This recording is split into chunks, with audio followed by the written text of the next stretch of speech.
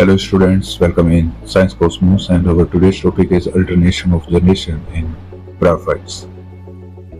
तो जैसा कि हम जानते हैं कि जो अल्टरनेशन ऑफ जनरेशन होता है that represent life cycle of bryophytes. तो जब हम ब्रायोफाइट्स की लाइफ साइकिल की बात करते हैं तो उससे पहले सबसे पहला जो क्वेश्चन बनता है डेट इज हैबिटेट।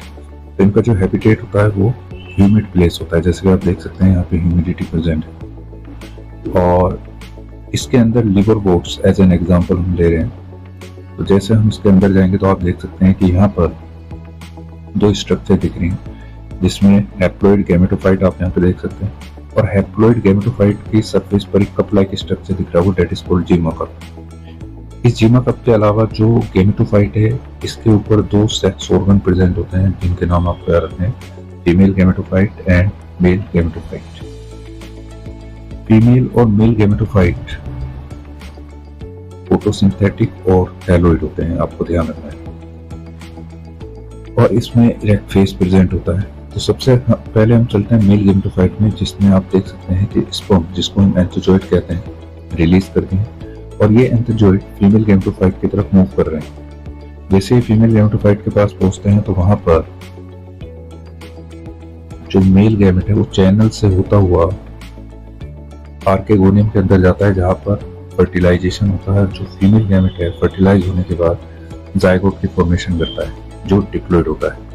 ये डिप्लॉइड जाइगोट आगे जाके डिप्लॉइड स्पोरोफाइट बनाता है और इस स्पोरोफाइट में जब मियोसिस होता है तो after meiosis it formed haploid spore और ये हैप्लॉइड स्पोर आप यहाँ से रिलीज होते हुए देख रहे हैं। जब ये हैप्लॉइड स्पोर रिलीज होते हैं तो रिलीज होने के बाद जब इन्हें सुटेबल टेम्परेचर और ह्यूमिडिटी मिलती है तो then they will germinate and formed new gametophyte. आप यहाँ पे देख सकते हैं ये क्रीपिंग लाइक स्ट्रक्चर है और ग्रीन कलर के डेट मींस फोटोसिंथेटिक।